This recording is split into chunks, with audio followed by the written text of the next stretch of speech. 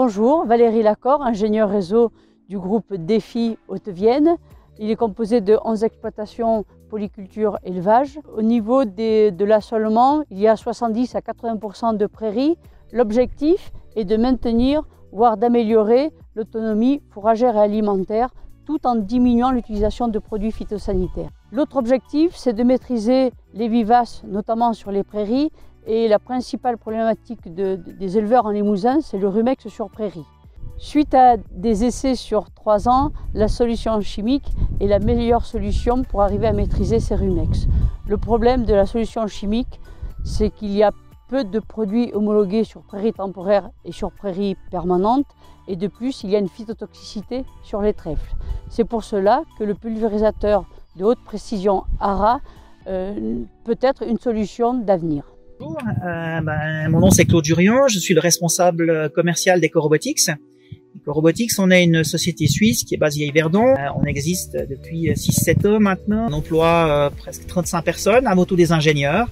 Et puis notre spécialité, c'est l'agriculture de précision. Donc, on a développé une technologie et un produit de sprayage de très haute précision.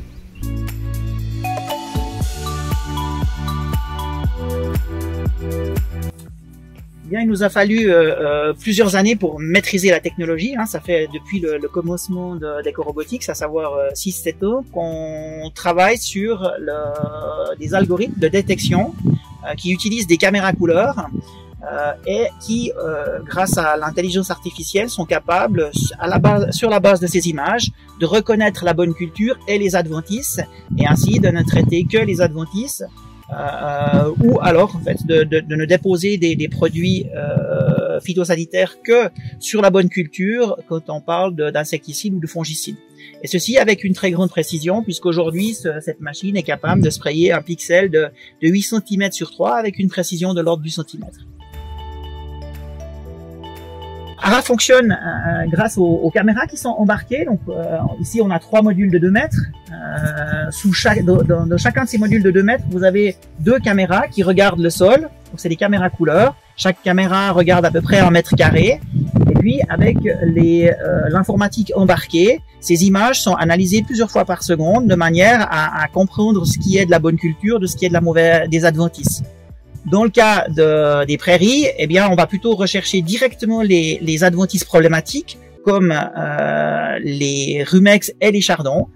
Et ensuite, cette information, elle est envoyée aux barres de traitement. Donc, derrière chacun des éléments, vous avez à ce niveau-là une barre de 2 mètres. Chaque barre est équipée de 156 buses avec des buses tous les 4 cm, ce qui permet de déclencher le sprayage de 8 sur 3, comme je le disais avant. Les bénéfices de cette machine sont multiples. Le premier, bien entendu, c'est l'économie de produits phytosanitaires. En fonction de la densité d'adventices, on est capable d'économiser de 80 à 90% de produits phyto.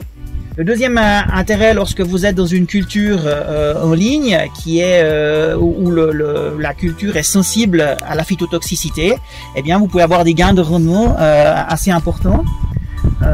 Et bien entendu, il y a aussi un bénéfice sociétal et écologique grâce à l'économie de produits.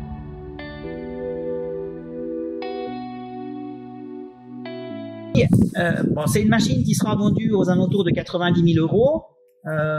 Mais je pense que ce qu'il faut regarder, c'est le coût à l'hectare et le retour sur investissement. Donc, comme c'est une machine qui est capable de traiter quand même pas mal d'hectares par jour, elle a un débit de chantier de l'ordre de 3 à 4 hectares de l'heure. Elle est capable de travailler la nuit aussi. Donc, vous êtes facilement sur des surfaces qui vont être de l'ordre de 60 à 70 hectares par jour en fonction du nombre d'heures que vous pouvez travailler. Dumas Philippe, je suis de Château-Ponsac, je suis agriculteur. Donc depuis 8 ans, je fais partie du réseau Défi. C'est dans le cadre de ce réseau qu'on essaye de mettre en place des protocoles pour diminuer la consommation de désherbants sur différentes plantes. Et plus particulièrement ici sur le rumex qui est quand même très invasive sur mon exploitation.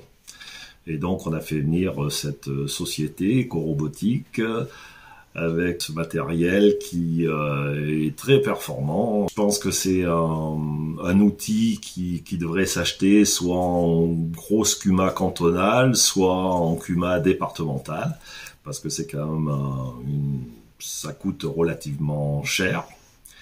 Et bon, à mon avis, ça mériterait aussi d'avoir quand même des aides spécifiques, soit de la région, soit de l'Europe. Ça serait bien qu'il y ait des aides un peu plus conséquentes sur ces nouveaux matériels.